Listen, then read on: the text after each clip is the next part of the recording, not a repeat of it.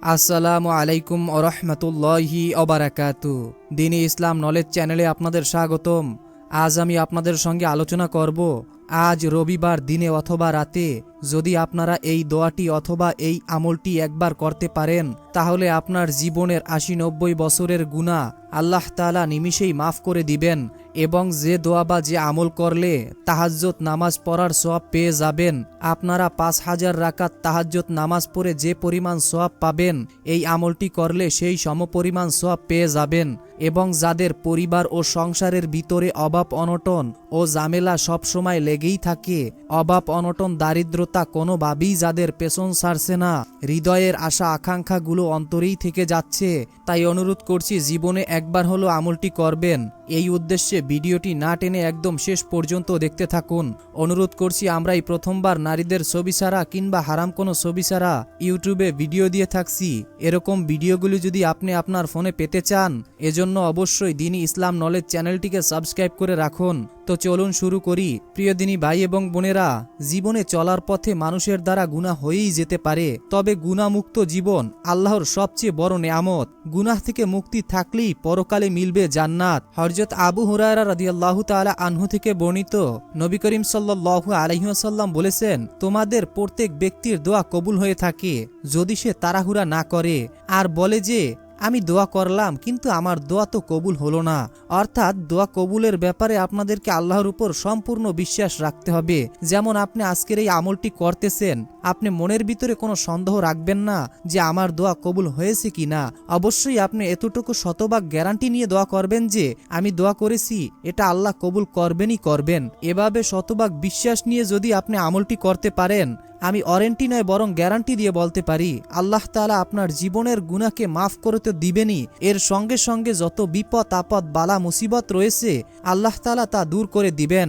হাদিসে এসেছে, হযরত জাবের রাদিয়াল্লাহু তাআলা আনহু থেকে বর্ণিত, তিনি বলেন, আমি রাসূলুল্লাহ সাল্লাল্লাহু আলাইহি ওয়াসাল্লামকে বলতে শুনেছি, কোনো ব্যক্তি আল্লাহর কাছে কোনো কিছুর প্রার্থনা করলে আল্লাহ তাআলা তা দান করেন অথবা তদা অনুযায়ী তার কোনো অমঙ্গল প্রতিহত করেন, যতক্ষণ না সে কোনো পাপাচারে লিপ্ত হয় বা আত্মীয়তার সম্পর্ক ছিন্ন করার জন্য কোনো দোয়া করে। অর্থাৎ দ্বীনী ভাই এবং বোনেরা, আপনাদের আমাদের দোয়া কবুল হওয়ার ৩টি সিস্টেম বা ৩টি পদ্ধতি রয়েছে।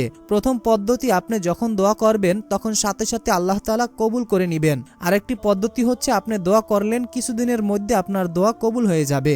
আরেকটি পদ্ধতি হচ্ছে, আমি যেই দোয়াটি করলাম আল্লাহর কাছে, সেই দোয়াটি আল্লাহ তাআলা আখিরাতের জন্য, কিয়ামতের জন্য মজুদ করে রেখেছেন। অর্থাৎ কিয়ামতের দিন যখন আমাদের বিচার করা হবে, হিসাব করা হবে, তখন যদি আপনার আমল নামা কম হয়ে যায়, তখন আল্লাহ তাআলা আপনাকে এই আমল দ্বারা, অর্থাৎ দুনিয়াতে বসে আপনি যেই দোয়াগুলো করেছেন, যেগুলো দুনিয়াতে কবুল হয় নাই, সেই দোয়াগুলো দিয়ে আল্লাহ তাআলা ওই সময় আমল নামা বাড়ি করে দিবেন। সুবহানাল্লাহ, সুবহানাল্লাহ। তো দ্বীনী ভাই এবং বোনেরা, সর্বপ্রথম আমি আপনাদেরকে ঋণ মুক্তির দোয়া ও আমল বলে দিব। এই আমলটি অবশ্যই মনোযোগের সাথে শুনুন। আমরা সবাই চাই আমাদের কারো জীবনেই যেন ঋণ না থাকে, কারো যেন অভাব না থাকে। এক লোক ঋণ পরিশোধের জন্য ইসলামের চতুর্থ খলিফা হযরত আলী রাদিয়াল্লাহু তাআলা আনহু এর কাছে কিছু সাহায্য চাইলেন। আলী রাদিয়াল্লাহু তাআলা আনহু তাকে বললেন, রাসূল সাল্লাল্লাহু আলাইহি ওয়াসাল্লাম আমাকে কয়টি বাক্য শিখিয়ে দিয়েছেন, আমি কি তোমাকে সেটা শিখিয়ে দেব? সেটা পড়লে আল্লাহ তোমার ঋণের দায়িত্ব নেবেন। অর্থাৎ এখানে আল্লাহ তাআলা নিজেই দায়িত্ব নিবেন। এই হাদিসে তা প্রমাণিত। তোমার ঋণ যদি পাহাড় পরিমাণ হয়, তাহলে আল্লাহ তাআলা তা তোমার পক্ষ থেকে আদায় করে দেবেন। এরপর আলী রাদিয়াল্লাহু তাআলা আনহু ওই ব্যক্তিকে এই কথাগুলো শিখিয়ে দিলেন। দোয়াগুলো আমি আপনাদেরকে বলে দিচ্ছি, মনোযোগের সাথে শুনুন। এরপরে নিয়মটিও বলে দেব, নিয়মটি জেনে আমলটি করবেন।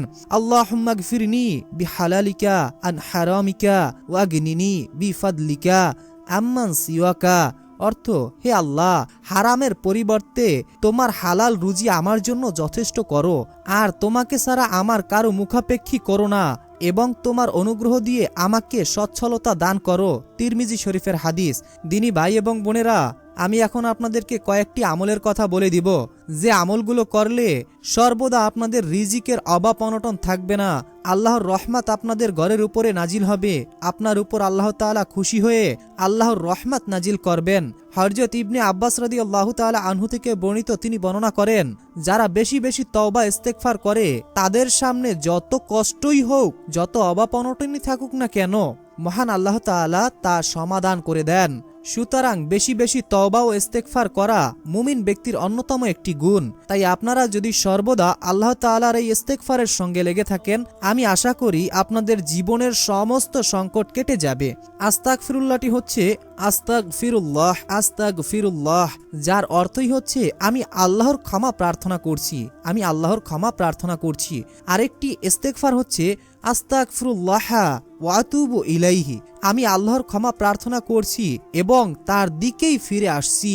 সুবহানাল্লাহ। তো দিনী ভাই এবং বোনেরা, আরও কিছু দোয়া রয়েছে, সেই দোয়াগুলো জানার আগে আমরা পবিত্র কোরআনের একটি সূরা শুনব।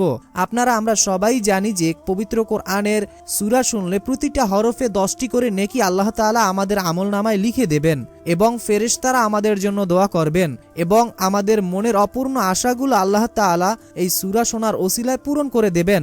আপনারা অনেকেই আছেন যারা আমাদের ভিডিওগুলো দেখেন, অনেক দিনই ভাই ও বোনেরা প্রশ্ন করেছেন এবং তারা জানিয়েছেন যে আমরা সূরা শুনে ফলাফল পেয়েছি। আমাদের মনের যেই আশাগুলো অনেক দিন ধরে পূরণ হয়নি, সেই আশাগুলো এই সূরা শোনার ওসিলায় আল্লাহ তাআলা খুব দ্রুতই পূরণ করে দিয়েছেন এবং পরিবারে যাদের অভাব অনটন ছিল তাদের অভাব অনটন আল্লাহ তাআলা দূর করে দিয়েছেন। তাই আপনি যদি চান আপনার পরিবার ও সংসার থেকে অভাব অনটন দূর করাতে, তাহলে অবশ্যই সূরাটি শুনে যান। কেননা যেই ঘরে কোরআন তেলাওয়াত শোনা হয় ওই ঘরে আল্লাহ তাআলার রহমত নাজিল হয়, বিপদ আপদ বালা মুসিবত দূর হয়ে যায়, দুষ্ট শয়তান জিন বদনজর সকল কিছু থেকে আল্লাহ তাআলা ওই ঘরকে হেফাজত করেন এবং যাদের ঘরে সর্বদা কোরআনের তেলাওয়াতের বাণী শোনা হয় ওই ঘরে আল্লাহ তাআলার অশেষ রহমত ও বরকত নাজিল হয়। তো সূরাটি শোনার আগে মহান আল্লাহর কাছে দোয়া করি, হে আল্লাহ, যে যেই উদ্দেশ্য নিয়ে, যে যেই আশা আকাঙ্ক্ষা নিয়ে সূরাটি শুনছে এবং শুনবে, মনের ভিতরে গভীর আশা ও ভরসা নিয়ে বসে আছে, আপনি সকলের মনের আশা ও মনের মাকসুদগুলো পূরণ করে দিন।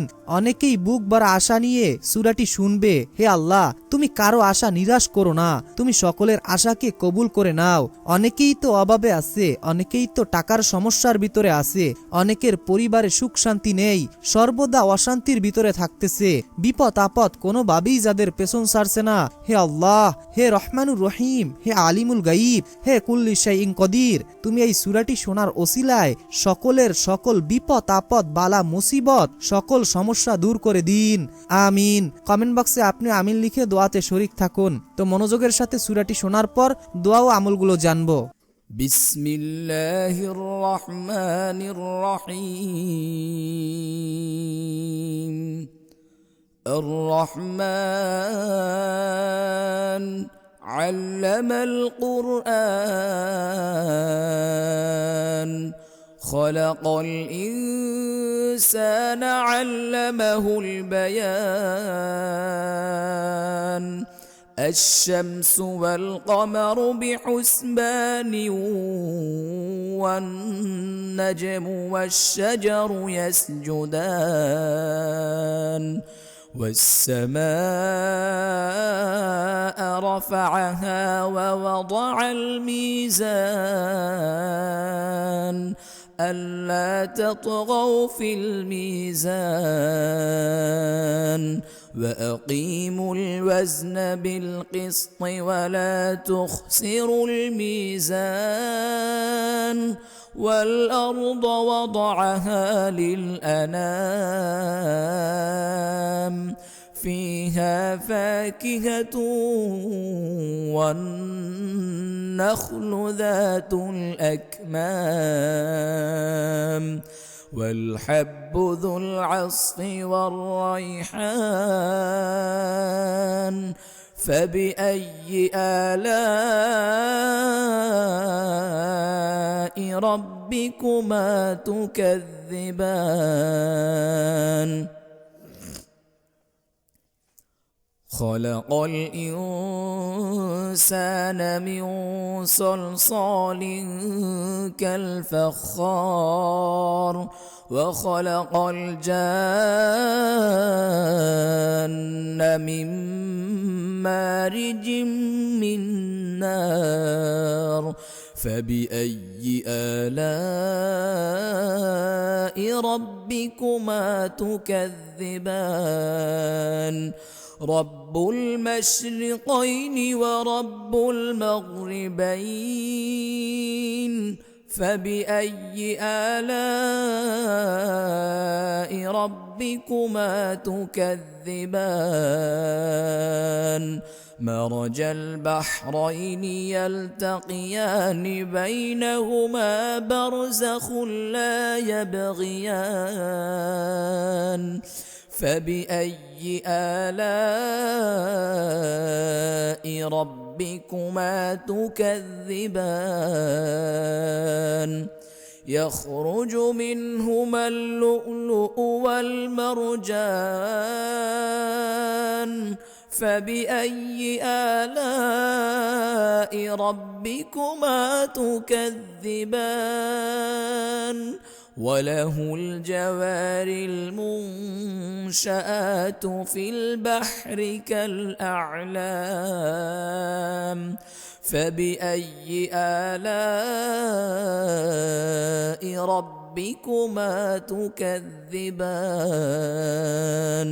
كل من عليها فان ويبقى وجه ربك ذو الجلال والإكرام فبأي آلاء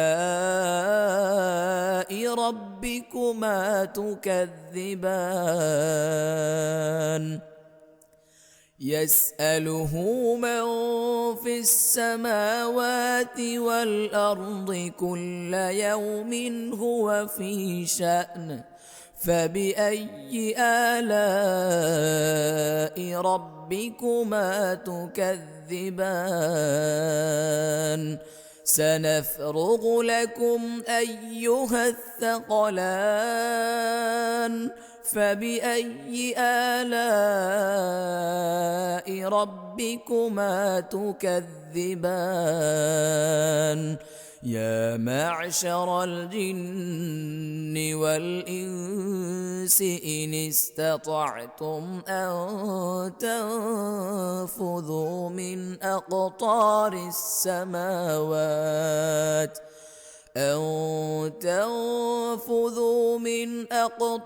السماوات والأرض فانفذوا لا تنفذون إلا بسلطان فبأي آلاء ربكما تكذبان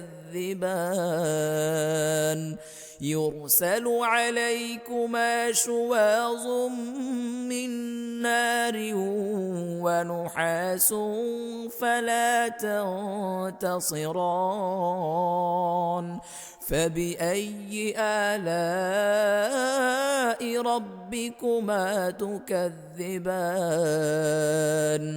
فإذا انشقت السماء فكانت وردة كالدهان فبأي آلاء ربكما تكذبان فيومئذ لا يسأل عن ذنبه إنس ولا جان فبأي آلاء ربكما تكذبان يعرف المجرمون بسيماهم فيؤخذ بالنواصي والأقدام فبأي آلاء ربكما تكذبان هذه جهنم التي يكذب بها المجرمون يطوفون بينها وبين حميم آن فبأي آلاء ربكما تكذبان ولمن خاف مقام ربه جنتان فبأي آلاء ربكما تكذبان تكذبان ذواتا أفنان فبأي آلاء ربكما تكذبان فيهما عينان تجريان فبأي آلاء ربكما تكذبان فيهما من كل فاكهة زوجان فبأي آلاء ربكما تكذبان متكئين على فرش بطائنها من استبرق وجنى الجنتين دان فبأي آلاء ربكما تكذبان فيهن قاصرات الطرف لم يطمثهن إنس قبلهم ولا جان فبأي آلاء ربكما تكذبان كأنهن الياقوت والمرجان فبأي آلاء ربكما تكذبان هل جزاء الإحسان إلا الإحسان فبأي آلاء ربكما تكذبان ومن دونهما جنتان فبأي آلاء ربكما تكذبان مدهامتان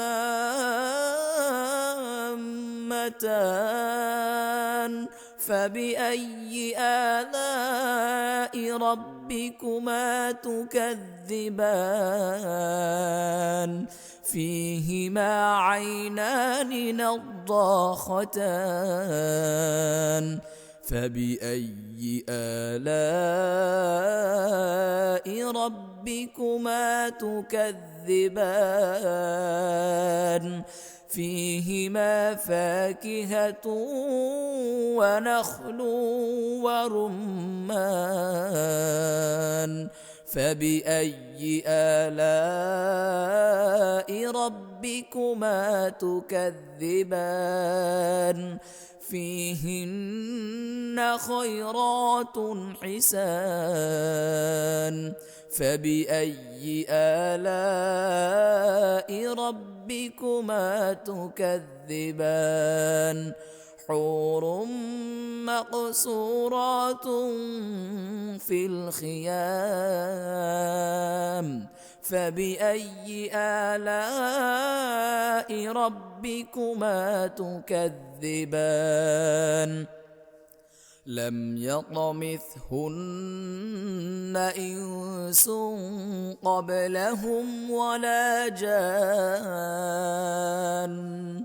فبأي آلاء ربكما تكذبان متكئين على رفرف خضر وعبقري حسان فبأي آلاء ربكما تكذبان تبارك اسم ربك ذي الجلال والإكرام ইসলাম প্রিয় দিনী ভাই এবং বোনেরা, আমি আশা করি আপনারা সকলেই মনোযোগের সাথে সূরাটি শুনেছেন। তো আমি এখন আপনাদেরকে দোয়া ও আমলের নিয়মগুলো বলে দিচ্ছি। তো আপনারা সব সময় এই ইস্তেগফারটি করার চেষ্টা করবেন। ইস্তেগফারটি হচ্ছে আস্তাগফিরুল্লাহাল্লাযী লা ইলাহা ইল্লা হুয়াল হাইয়ুল কাইয়ুম ওয়া আতুবু ইলাইহি। আস্তাগফিরুল্লাহাল্লাযী লা ইলাহা ইল্লা হুয়াল হাইয়ুল কাইয়ুম ওয়া আতুবু ইলাইহি। আমি ওই আল্লাহর কাছে ক্ষমা চাই যিনি ছাড়া প্রকৃত কোনো মাবুদ নেই, তিনি চিরঞ্জীব চিরস্থায়ী এবং তার কাছেই তওবা করে ফিরে এসেছি। সুবহানাল্লাহ, কত সুন্দর ইনা একটি অর্থ দিনী ভাই এবং বোনেরা। তো এখন আমি আপনাদেরকে গুনাহ মাফের দোয়াটি বলে দিচ্ছি। বিসমিল্লাহির রহমানির রহিম। সামিনা ওয়া আতানা গুফরানাকা রব্বানা ওয়া ইলাইকাল মাসির। সামিনা ওয়া আতানা গুফরানাকা রব্বানা ওয়া ইলাইকাল মাসির। অর্থ, আমরা শুনলাম এবং মানলাম, হে আমাদের রব, আমরা আপনার নিকটই ক্ষমা প্রার্থনা করি আর আপনার দিকই প্রত্যাবর্তন স্থল। আরেকটি দোয়া হচ্ছে রব্বানা তাকাব্বাল মিন্না ইন্নাকা আনতাস সামিউল আলিম ওয়া তুব আলাইনা ইন্নাকা আনতাত তাওয়াবুর রহিম। অর্থ, হে আমাদের রব, আপনি আমাদের পক্ষ থেকে এটি কবুল করুন, নিশ্চয়ই আপনি সর্বশ্রেষ্ঠ দয়ালু, আপনি আমাদের ক্ষমা করুন, নিশ্চয়ই আপনি অধিক তওবা কবুলকারী ও দয়াময়। সুবহানাল্লাহ, সুবহানাল্লাহ। দিনী ভাই এবং বোনেরা, আমি আশা করি আপনারা দোয়াটি শুনেছেন। তো এখন আমি আপনাদেরকে যে দোয়াটি বলবো, নবীর সঙ্গে জান্নাতে যাওয়ার দোয়া। সবারই মন চায় যে নবীর সঙ্গে জান্নাতে যাব, কিন্তু নবীর সঙ্গে জান্নাতে যাওয়ার জন্য যে দোয়াটি আমাদেরকে পড়তে হবে, সেই দোয়াটি তো আমরা অনেকেই পড়ি না, বা এই দোয়াটি অনেকের জানা থাকলেও সচরাচর এই আমলটি করি না। অবশ্যই আপনারা এই দোয়াটি এবং আমলটি করবেন। বিসমিল্লাহির রহমানির রহিম। রদিতু বিল্লাহি রব্বাও ওয়া বিল ইসলামি দীনাও ওয়া বি মুহাম্মাদিন নাবিয়্যা ওয়া রাসূলা। রদিতু বিল্লাহি রব্বাও ওয়া বিল ইসলামি দীনাও ওয়া বি মুহাম্মাদিন নাবিয়্যা ওয়া রাসূলা। অর্থ, আমি আল্লাহকে রব, ইসলামকে দিন এবং মুহাম্মদ সাল্লাল্লাহু আলাইহি ওয়াসাল্লামকে রাসূল হিসাবে সন্তুষ্ট চিত্তে মেনে নিয়েছি। সুবহানাল্লাহ, সুবহানাল্লাহ। হযরত মুয়াজ রাদিয়াল্লাহু তাআলা আনহু থেকে বর্ণিত, আমি রাসূলুল্লাহ সাল্লাল্লাহু আলাইহি ওয়াসাল্লামকে বলতে শুনেছি, যে ব্যক্তি এই দোয়াটি পড়বে তাকে হাত ধরে জান্নাতে পৌঁছে দেওয়ার জিম্মাদারি আমি নিলাম। অর্থাৎ নবীজি নিজেই বলেছেন যে যে ব্যক্তি এই দোয়াটি পড়বে তার হাত ধরে জান্নাতে নেওয়ার জিম্মাদারি আমি নবী নিলাম। তাহলে আপনারা এই দোয়াটির আমল করবেন না কেন? দিনী ভাই এবং বোনেরা, একটাবার ভেবে দেখুন, যদি আপনি এই দোয়াটি পড়ার কারণে আল্লাহ তাআলা আপনার উপর খুশি হন, নবীজি সাল্লাল্লাহু আলাইহি ওয়াসাল্লাম আপনাকে জান্নাতে নিয়ে যাবেন, এর চাইতে সুযোগ তো আর থাকছে না। তো এখন আমলটির নিয়ম বলে দিচ্ছি। যদি আপনারা এই আমলটি যে কোনো সময় করতে চান, মনে রাখবেন সর্বপ্রথম অজু অবস্থায় এই আমলটি করার চেষ্টা করবেন এবং সর্বপ্রথম আমলটি করার শুরুতে আপনাদেরকে দুরূদ শরীফ পড়ে নিতে হবে। মাত্র 3 থেকে 7 বার আপনারা দুরূদ শরীফ পড়ে নেবেন। 3 বার চাইলে পড়তে পারেন দুরূদ শরীফ, অথবা 7 বার। 3 বার দুরূদ শরীফ পড়ার পর এরপরে আমি যেই দোয়াগুলো আপনাদেরকে বলে দিলাম, সকল দোয়াগুলো 3 বার করে অথবা 7 বার করে আপনারা পড়ে নেবেন। প্রতিটা দোয়া আপনারা 3 বার অথবা 7 বার করে পড়ে নেবেন। এরপরে শেষে 3 বার অথবা 7 বার দুরূদ শরীফ পড়বেন, প্রথমে যেই দুরূদ শরীফটি আপনি পড়েছেন। এরপরে আপনি আল্লাহ তাআলার কাছে আপনি মোনাজাতের মাধ্যমে আপনার মনের সকল কথা আল্লাহর কাছে প্রকাশ করবেন। আপনার যেটা প্রয়োজন আল্লাহর কাছে তুলে ধরবেন। ইনশাআল্লাহ এই দোয়ার ওসিলায়, এই আমলের ওসিলায় আপনার সকল সমস্যা ও সকল বিপদ আপদ দূর করে দিবেন মহান আল্লাহ পাক রব্বুল আলামিন নিজেই। মনের ভিতরে বিশ্বাস নিয়ে আমলটি করবেন। তো এই ছিল আমাদের আজকের ভিডিও। আসসালামু আলাইকুম ওয়া রাহমাতুল্লাহি ওয়া বারাকাতুহু।